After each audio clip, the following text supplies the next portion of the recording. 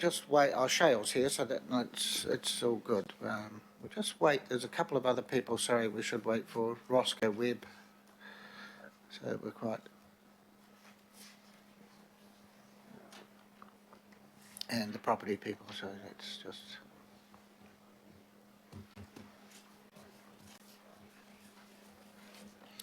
Could you flick scroll this down, please? Okay.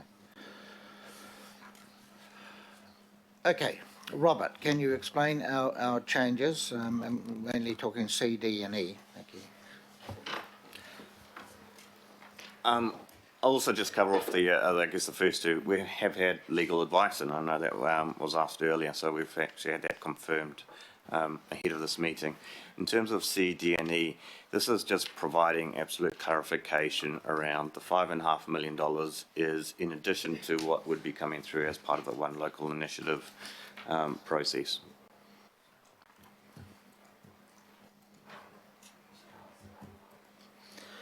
So going way back, it was at some stage that part of this property at the back was potentially going to have to be sold to help realise a contribution towards the development of 3/4 of the site or 2/3, and it clearly was not the preference of the local board nor the community. So what we're trying to achieve here is not doing that, and it's a no-brainer that we wouldn't. And in this case, depending whether it's stage 1 or stage 2 where this is allocated, it just makes the business case totally strong to deliver the whole project complete without selling anything off, and doing it in one go. We can get the economies of scale and hopefully save a bit of money in the overall project and achieve quickly what the local board wants to do.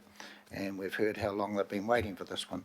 So this just pulls off the whole project in one go, and it's just subject to the business case, which one would suggest, and the finance team, myself, was saying to you, the business case becomes a no-brainer.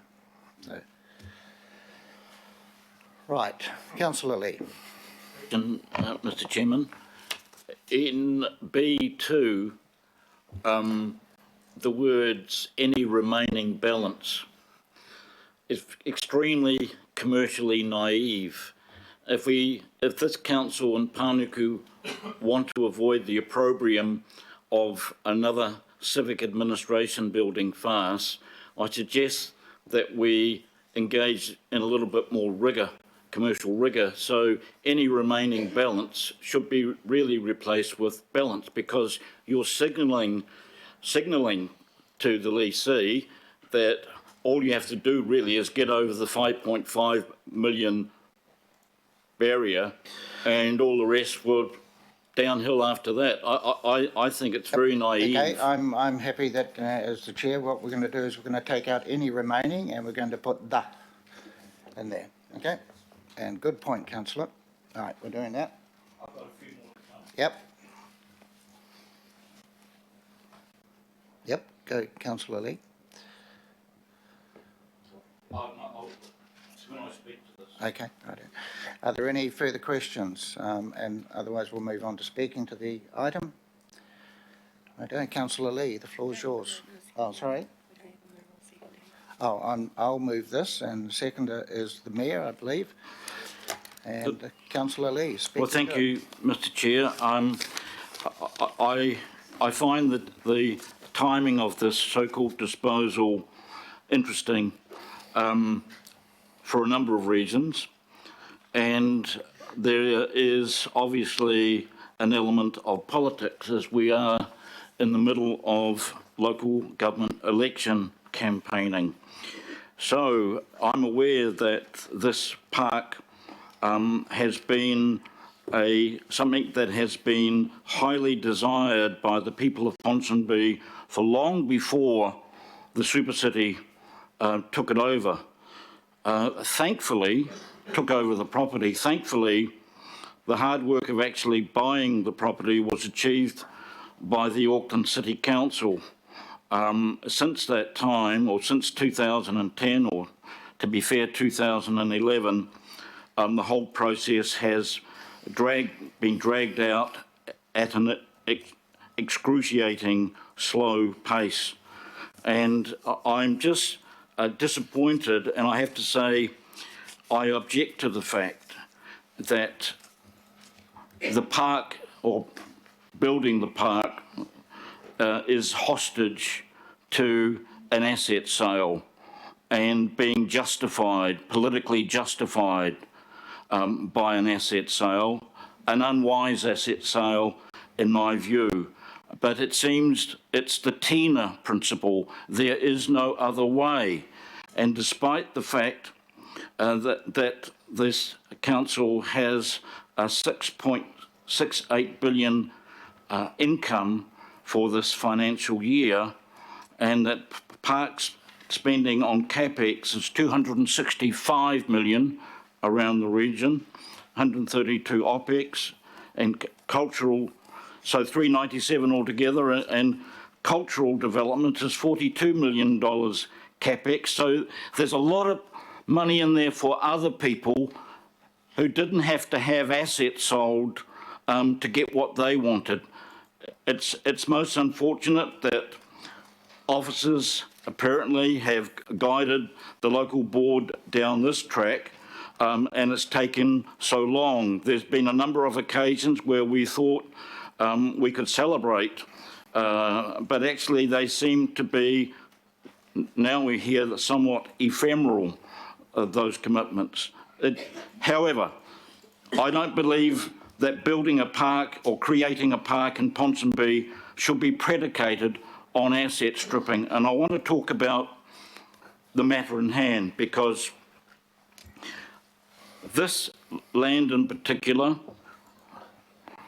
the so-called Kathmandu site, has been in the council's hands for 144 years and earned, 144 years, and while it hasn't been used directly to benefit the people of Auckland, it has provided an income stream, along with others, to augment the rates that and charges that Aucklanders must pay. And it seems to me a very poor council strategy to be disposing of assets that actually earn income. We have plenty of assets that cost income, and a diminishing number of assets that earn money for the ratepayers. It seems the only real beneficiary from this will be the lessee, and he's going to, I can't say the projected rates increase that this council is saving this guy from, but it's enormous rent increase that is going to be avoided by selling this, and that rent could easily be put into a fund to offset any investment if you wanted to connect them, and even that's legally dubious. If you wanted to connect them, you could use that enormously significant rent increase over the years to pay down any loan that's required to finish off poor old Ponsonby Park. I'm just concerned as an elected representative that, again, I've been asked to make a decision on a property transaction without all the information, and we've extracted some information, key information, in the confidential section, but I am disappointed that even a market valuation of the property is yet to be completed. What's the haste? One can only guess. However, when it comes to, do I vote for the sale of this property and therefore bathe in the kudos of giving some money to the Ponsonby Park, or do I oppose it on principle? And I came in to politics on a promise not to sell out, and I don't intend to start selling out now. So thank you. Right, well, there's no other speakers. Oh, sorry, Councillor Cooper. I have to speak to this because I can't actually vote against this, because if you talk about the money that we're getting for this lease, which is very minimal now, and would have to renegotiate. I've been listening for the last few years to people like Boopsy and the Ponsonby community. The value to this community is intangible. You can't put it into dollars.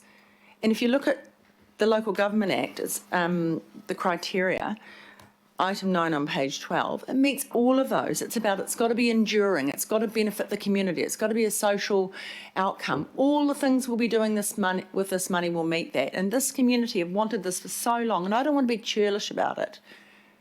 I want to, if we can help them get what they need for a massively growing inner city and city fringe where there aren't enough parks for people to get outdoors and we need amenity for more high density housing, you know, I feel really happy that we can finally deliver this for the local board and for this community.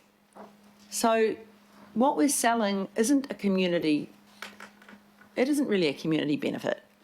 It's not a place the public can go and enjoy.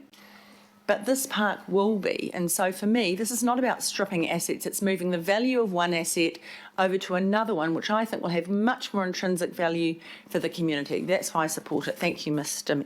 Chair. Councillor Darby.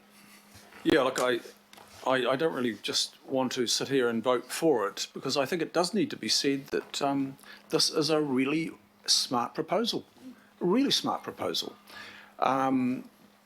In terms of the exiting out of 200 Victoria Street West, I don't think our community, they're not going to miss out on their puffer jackets. They'll still be able to go there and buy their puffer jackets at Kathmandu, but they get nothing else out of that site at all. And here's an opportunity to put a community anchor on Ponsonby Road. It's been long advocated for, and fiercely advocated for more recently by Pippa Coombe and Shale Chambers and the whole of the Waitemata Local Board. They've been solidly in behind this. They've been chorusing at us. And why would we want to sit on our hands now when the opportunity beckons to do a really smart transaction and start getting some of that cash out of some dead space and create some lively space right on the main street of Ponsonby Road? Great concept by Land Lab. People are longing for this. Let's give it to them. There is no strategic value in the holdings at 200 Victoria Street West, none whatsoever. And now, as we heard in our confidential session, now is the time to negotiate that exit like no other. Leave it for another couple of years and you will not be in the same position. So now's the time. It's a clever reallocation. And again, I commend the Waitemata Local Board leadership, Pippa Coombe and Shale Chambers, and the whole of the board for getting in behind this, the community there that is beckoning for it, and they are ready. Are we ready? I would hope so. Councillor Watson. Thank you, Mr. Chair. I don't think there's anyone going to argue that the park at 254 Ponsonby Road sounds like a wonderful initiative that's been long awaited for and is obviously greatly valued by the local community. That goes without saying. However, there are a number of issues here that aren't quite as straightforward. Not least of which, in my view anyway, is this kind of coming together or amalgamation of the OLI process and the optimisation process. And Councillor Lee alluded to that. I mean, just on straight numbers alone, and I did raise this question with Shale Chambers, if you look at this project at 254 Ponsonby Road, it's an $11 million project. Half of it's going to be paid by selling this land. Other OLI projects, and I suspect most OLI projects are considerably in excess of that, considerably. And I rather suspect the figures that we're getting at the moment will blow out even further. So my first real issue then is to do with, well, why in this instance we've got a project that is considerably less than most of the others. Is this particular local board then, being asked to to essentially stump up with half the cost of their project, which is one that has in turn been long awaited for well over, well, you know, over a decade by the sounds of things. So there's a couple of anomalies going on there in terms of equity across the OLI process. And to be fair, the word optimisation's been used quite a lot, but certainly my impression was that that was kind of outside of this process. This is a separate one. So and I think the city then is separate again, where you have very high value properties. We're not talking about some, you know, service site that's derelict on Whangaproa Road or something. We're talking about prime real estate in the middle of the city here. Almost iconic site if we're talking about this site opposite Victoria Park. So I draw a little bit of distinction between optimisation as a whole and where it occurs and its sort of unseemly combination with the OLI process in this instance. And Councillor Lee did refer to, you know, this sort of notion of building the park as a hostage to this particular asset sale, which I find a little objectionable because, you know, there is a kind of pressure then not to be undercutting this very meritorious project that's been waited so long and is an OLI after all. So I guess, Mr. Chair, when I look at it, I take a kind of contrary view to this, you know, what's financially the most prudent course to take in instances like this. We have in the past, and we've certainly displayed a willingness to sell off income-producing assets. And you know, if you were to take a bleak view, you ultimately end up with a situation where you don't have too many assets, if any, that are producing income. But that's a situation that's faced by people further down the track. So hence the need to balance up the figures very carefully. That wasn't going to occur at the start of this item. Thankfully, as a consequence of going into confidential, we do have a few more exact figures to deal with. And when I look at those figures, it's not quite as clear-cut as some people perhaps would be suggesting. But I think as a principle, I think this has questions that should be asked about it, irrespective of the particulars of 254 Ponsonby Road. And just finally, I think as much as we take on the local board's views, quite rightly, I think we should also take on view the views of the ward councillors too, because they are important. Thank you. Mayor Goff. Thank you very much, Mr. Chairman. First of all, let's start with where the community's at. We've heard from the local board today and we've heard from community representatives today, and they've indicated to this governing body that they support this proposal, knowing what the trade-offs are. Secondly, this is a priority for the Waitemata local board and for the community. They've waited 20 years for it. If we do this today, we will deliver in one go the development of what will be an incredible community asset for Ponsonby and for Auckland. If we don't do this today, it will be 2 stages, it'll be drawn out, and God knows when the second phase of that funding will come through. It's not taking away the money that was going from the OLI anyway to the development of stage 1. That's still there. This is on top of it. If we were a property developer, we wouldn't be investing the hundreds of millions of dollars that we do in community facilities and in public open space. We'd say, no, no, no, far better that we don't have those parks, we don't have those community facilities, we'll invest in property and we'll get the revenue from it. If we were Bob Jones, we'd do that. We are not Bob Jones. We are the council and we're here to deliver community facilities in line with what this trust document says about the improvement and benefit to the people of Auckland. And will the people of Auckland benefit from the development of 254 Ponsonby Road? Of course they will, and decisively. So my view is that, well, actually it's not simply my view. I listened carefully to the Vice Chair of the Waitemata Local Board, and he made the point quite clearly. He said the endowment block is only important as a revenue source. And that's all it is important for. There's no other value to the community but the revenue. And I'm saying, you know, we know, we're not talking about the value of the lease, but we know it's a Glasgow lease. We know that the rental income is high at the start and pathetic at the end.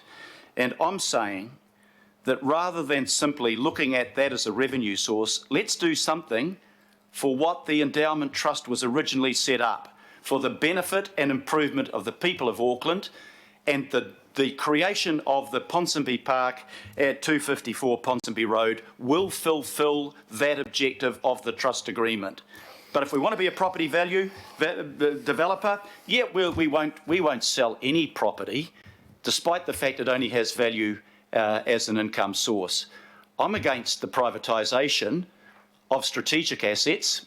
You've heard that often enough. I'll die in a ditch to stop the sale of Watercare, and I hope, Councillor Lee, you will too. That will be... No, I'm just... Let me finish what I'm saying, and you've had the chance to say what you said. You've got... Yep. I'm saying there are strategic assets that this council ought never to sell, and there are simply assets that are land that are of no other value than an income source. And if we can turn that from just an income source to something that enriches the lives of Aucklanders by developing this park, doing it at once, getting the economies of scale that we can, and bringing that program forward, let's do that. That's what the people of Ponsonby and the Waitemata Local Board have asked for. That's what we should deliver. Councillor Cashmore. Thank you, Mr. Chair. And there's an opportunity value on this. So there's an opportunity of the rental income from the property. But I would argue that there's a far greater opportunity from the social income from developing a long-held aspiration for this park. Not just one stage, but two stages. It advances the business case. We look at all our communities. We often have these debates around these disposals. It's not very often the case where you get a local board supporting a disposal and a community long-held aspiration to achieve a park and supporting a disposal. And we're questioning some lease income that is diminishing,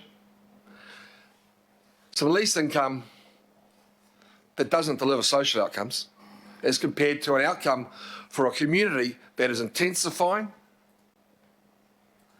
that is becoming a focus area in the CBD environs for development, and an opportunity to deliver a really positive outcome for that growing, changing and transforming community. This is a modern Auckland. We should support some modern outcomes. Right, is there anyone else want to speak? Councillor Bartlett. Thank you, Mr. Chair, and through you. Thank you all for your knowledge on this and for answering all our questions. I did have some concerns about selling Central City property, because if you're playing Monopoly, that's the property that you would try and get. However, I take on board that this is property under the Endowment Act, and we are restricted in what we can do with this property. I've also canvassed from our officers that it's unlikely that we would get guaranteed significant income from it, given these perpetual leases. I do think it's unfortunate that we have to sell things if we want to have, community parks and things like that, but I guess that's the state of how it is now, and it's something that we're going through in our suburbs and our communities anyway. So I will be supporting this, and and of course supporting the Ponsonby Park. Thank you. Right, well, I'll close the debate and I'll just say a few things. And I have to respond to Councillor Lee's comment at the start of his spiel and the end of his spiel about political interference going on and something stinks and smells. So let us be quite clear. I have to take it upon my shoulders for having this resolution in there about allocating some of the money to the Victoria Street Park West because it came to a pre-agenda meeting about 3 or 4 weeks ago where the property was up for sale, and I said, got our staff to go away and see legally whether we could allocate that across to Ponsonby Road in order to try and ensure that the Ollie is totally delivered, because this makes the business case. So they went away and they came back and said, yes, it can be done. I then consulted, yes, one of your opponents, Mr. Lee, which is Pippa Coombe, but I then consulted you an hour later as well. So it just happened, I bumped into you later. So I talked to both. Well, one was on the phone and one was face-to-face. You were face-to-face, so that was quite good. So I went through that. Now, it's your choice how you vote on this, but and there's certainly nothing untoward that's gone on behind the scenes. One other thing I just want to say, and Councillor Watson and a few others have talked about trying to get equity across the board on the Ollie program. And let's be quite clear with the Ollie program. It's actually about trying to correct inequity. So let's just take the fact that, at Old Auckland City Council, for an example, you only need to look at the inner city, Herne Bay, eastern suburbs, and then you go out to Otahu, you go out to Tamaki, you go out to Panmure. That's inequity. There's been development wholesale in one area and not in the other. So the Ollie program is trying to actually solve a little bit of the inequity. So, but I have to say, when I look at poor old Otara Papatoito, he asked for $350,000 to clear up a lease. They shouldn't have. We said, no, don't do that. Do another Ollie, because that's ridiculous. But they were humble enough to say, no, that's all we want, because we just want to get that albatross off our neck. Now, they're left with nothing else at the moment. Sorry, we are working on a Marae. So we've still got some work to do, but the Ollie program is really important. And, of course, we all know there's a bit more. At the moment, we've got 200 million allocated. Next LTP, we know we're looking for at least 500 in total to try and but we're going through the business cases. But I emphasise it's about actually trying to correct the inequity we have around the city, where some suburbs are in bad shape and some other suburbs are fantastic and great places to live. So I'm going to put the motions, and remember this is by division, and this is about 2 properties, so remember it is Beachlands as well, so it's by division. Can we deal with this in 2 parts, please, because I wish to record my vote against A1. Yep. Okay, so what we'll do is we will do A1 by division, and then we'll do the rest. Thank you. Okay, so quite clear, we're dealing with A1. Thank you, Chair. A division has been called on A1. Can all members use your microphone so that your vote is audible over the webcast, please? Councillor Clow. Aye. Councillor Bartley. For. Councillor Casey. Yes. Councillor Cashmore. Yes. Councillor Collins. For. Councillor Cooper. Or Councillor Darby. Councillor Filipina. Aye. Mayor Goff. Aye. Member Kake. For. Councillor Hulse. aye. Councillor Lee. No. Councillor Newman. For. Councillor Sayers. For. Councillor Simpson. Councillor Stewart. Councillor Sir John Walker. Councillor Watson. No. Councillor Young. Right, Declare that let's- carried. Carried. I don't need to announce the results, it's carried. Right, we're going to put all the rest of the resolutions and we'll just do it by voice. All those in favour? Aye. Against? Right, carried. Right, we will now move on to the next item. And I'm sorry, team, thank you. Rachel, Alicia, Anthony, Robert.